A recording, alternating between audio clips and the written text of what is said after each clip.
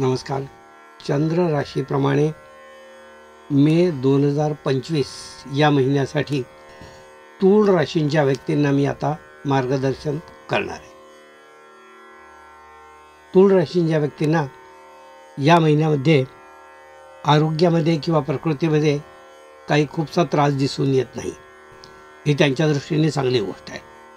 म्हणजे त्यांना नवीन नवीन चॅलेंजेस या महिन्यात घ्यायला काहीच हरकत नाही, असं स्पष्ट मत माझं आहे. प्रकृती चांगली तर तुम्ही कष्ट करू शकता तर त्याचं फळही तुम्हाला चांगलं मिळतं.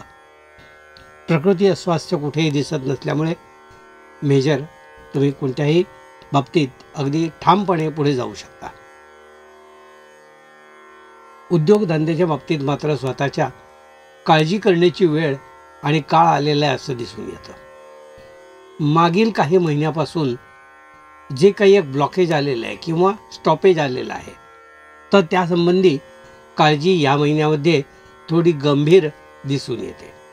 म्हणजे ते एक प्रकारचं टेन्शन तुम्हाला राहणार आहे आणि त्याबद्दल पैशाचं नियोजन कसं करायचं हा एक त्रास तुमच्या डोळ्यासमोर सतत राहणार आहे. कारण नियोजित कामं वेळच्या वेळी होत नाही आहेत आणि येणं येत नाही आहे. तर अशी आर्थिक कोंडी तुमची या महिन्यात जे उद्योजक किंवा धंदेवाईक लोक आहेत त्यांची झालेली दिसून येते. व्यापारामध्ये किंवा जेव्हा ट्रेडिंग करणारे लोक असतात त्या ट्रेडिंग करणाऱ्या लोकांचे पैसे पटपट निघाले नाहीत तर त्यांना पुन्हा इन्व्हेस्टमेंट करायला त्रास होतो. तसा काहीसा महिना हा दिसून येतो आहे. त्यामुळे उद्योगधंद्याबाबतीत मोठी कर्ज घेणे, अनावश्यक काही रक्कम उचलणे अशा गोष्टी टाळाव्यात. हंतरुण पाहून पाय पसरावेत या उक्तीनुसार आपण जेवढा आपला आवाका आहे तेवढंच आपण काम करावं असाच सल्ला मी या ठिकाणी तुम्हाला देऊ इच्छितो. त्याचप्रमाणे या महिन्यामध्ये पतीपत्नींच्या संबंधामध्ये थोडे मिसअंडरस्टँडिंग होण्याची शक्यता दिसून येते. पतीपत्नी घरातील इतर लोकसुद्धा त्याची नाराजी आपल्यासमोर व्यक्त करतील किंवा आपण घरातल्या व्यक्तींसमोर वादविवाद जर घातला पतीपत्नींनी तर ते एक वेगळा मेसेज जातो. आपल्या मोठ्या व्यक्तींना ते बघणं किंवा ऐकणं कधीकधी त्रासदायक होतं. तर त्यावेळेला ती नाराजीसुद्धा या ठिकाणी दिसून येते. म्हणून एकमेकांना समजून घ्या. जास्त तणाव वाढू देऊ नका. ज्या काही गोष्टी असेल त्या समजुतीने समुपचाराने मार्ग काढा. तेच तुमच्या हिताचं आहे. तूळ राशींची जी मुलं शिक्षण आता घेत आहेत त्यांनी शिक्षणामध्ये थोडंसं गांभीर्याने आपलं शिक्षण घेण्याची गरज आहे. कारण त्यांचं स्वतःचं लक्ष जे आहे ते डिस्ट्रॅक्ट होत आहे, डायव्हर्ट होत आहे अन्य ठिकाणी किंवा करमणुकीच्या मागे ते धावत आहेत असं दिसून येतं. तर तुम्ही शिक्षण घेत आहे, तुम्ही विद्यार्थी आहात याचं भान ठेवा आणि त्याप्रमाणे वागा.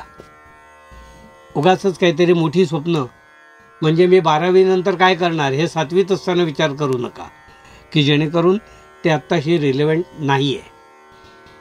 अशा कारणामुळे थोडे शिक्षणात मुलं मागे पडतील असं दिसून येत आहे. त्याबद्दल मुलांनी काळजी घ्या.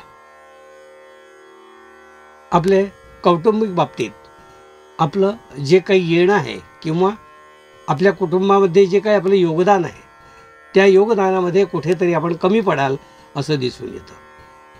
म्हणजे कौटुंबिक कारणासाठी केला जाणारा खर्च, घराच्या दुरुस्तीसाठी केला जाणारा खर्च हा जरा यावेळेला मोठं तोंड उघडेल असं दिसून येत आहे. जे काय आपलं बजेटेड एस्टिमेशन आहे रिपेरिंग किंवा रिनोव्हेशन याच्या बाबतीत त्याबद्दल थोडा 1.5 पटीने किंवा दुपटीने थोडा खर्च वाढेल असं दिसून येत आहे. वाहन खर्चही वाढणार आहे. जे काही वाहन स्वतःचं वाहन आहे त्याच्यामध्ये अनायसा काहीतरी त्रास किंवा रिपेरिंग उद्भवून एक मोठा खर्च निघणार आहे असं याच्यामध्ये दिसून येत आहे. वाहन चालवताना काही त्रास नाही आहे पण वाहनामध्ये खर्च करावा लागणार असं दिसून येते. आपल्या उत्पन्नाच्या बाबतीत थोडीशी ओढाताण आपली या महिन्यात होणार आहे. खर्च आणि जमा याचा मेळ कसा काय जमवायचा याबद्दल आपल्याला सतत चिंता राहील असं या ठिकाणी दिसतंय.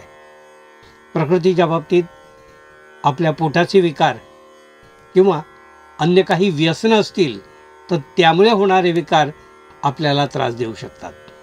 याबद्दल आपण विशेष काळजी घ्यावी आणि त्या गोष्टी टाळाव्यात, म्हणजे पुढील गंभीर धोके टळतील असंच या ठिकाणी मला सांगू इच्छितो. हे होतं तूळ राशींच्या व्यक्तीबद्दल मार्गदर्शन.